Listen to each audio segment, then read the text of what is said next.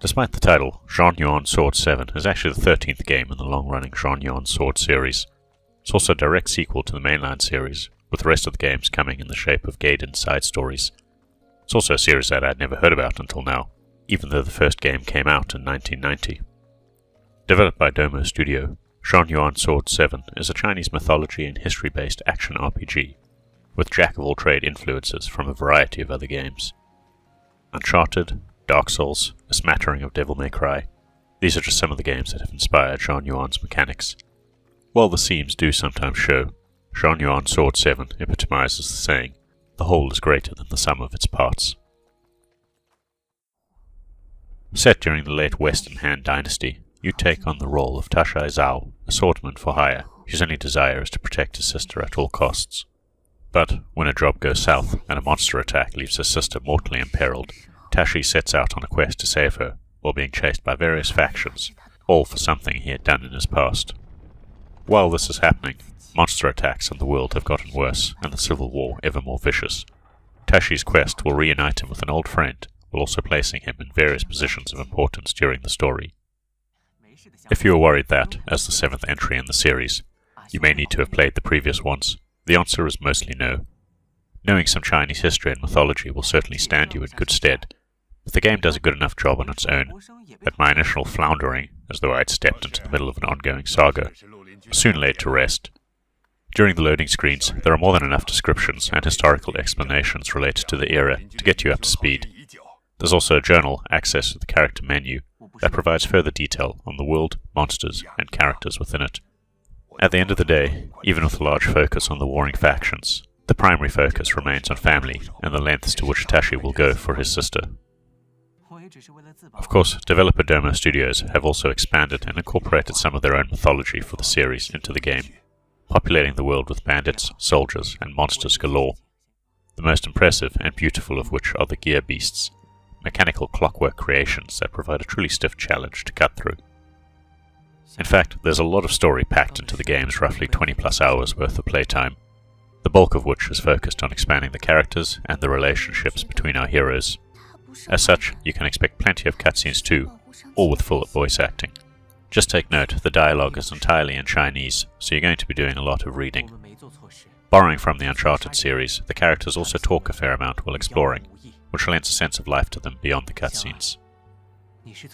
Ultimately, Xuan Yuan Sword 7 feels very much like a period movie, or, perhaps more accurately, the fantasy wuxia ones, though there's no flying around on screen during battles. The writing feels like it was ripped straight out of one of these movies as well, and while the translations do get a little wonky here and there, it's generally quite good. When it comes to gameplay, the meat of the game is the combat. This is where the Dark Souls and DMC influences shine through. The gameplay is like a very fast-paced hack-and-slash title, though without the aerial combat or juggling. Tashi has a light sword attack and heavy attacks, with the heavy attacks specifically for your martial arts styles.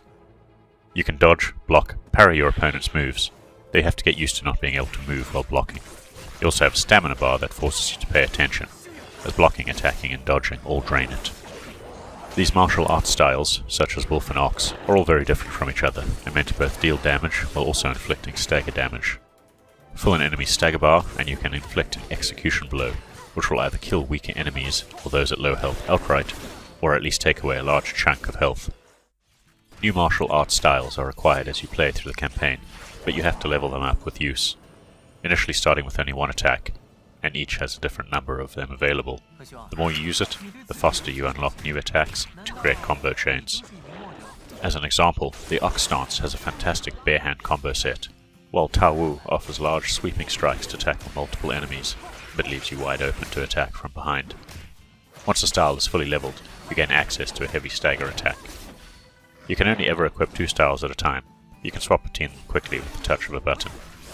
My go-to was Ox Style for its fast bare-handed blows for quick stagger build-up, followed by Tao Wu for its ultimate, which summons a demon to deliver massive damage. In battle, you can call upon your party members, but they normally do their own thing and fight quite effectively, including using their own special martial arts attacks. These abilities encompass everything from an arm laser cannon to sweeping sword strikes. You also have 2 special attacks, one that allows you to capture an enemy's soul, and another that slows down time for a brief period around you so you can dole out some serious damage. Regardless of how you play, enemies have a tendency to circle around you, so you always need to be aware of the battlefield, and pay attention to the red danger mark that'll pop up when you're about to get attacked from off screen. For the first half of the game, outside of the bosses, you can generally button mash your way to victory. However, from the halfway point, there's a significant uptick in difficulty, and your strategy becomes far more important. Learning to parry instead of blocking, because blocking will still cost you some health, becomes paramount to success, along with your weapon, gear, and stat upgrading.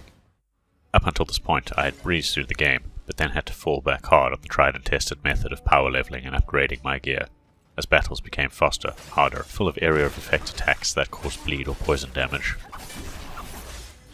When not battling, you can rest at campfires, which, in addition to letting you save your game, gives you further insight into your characters as they tell stories.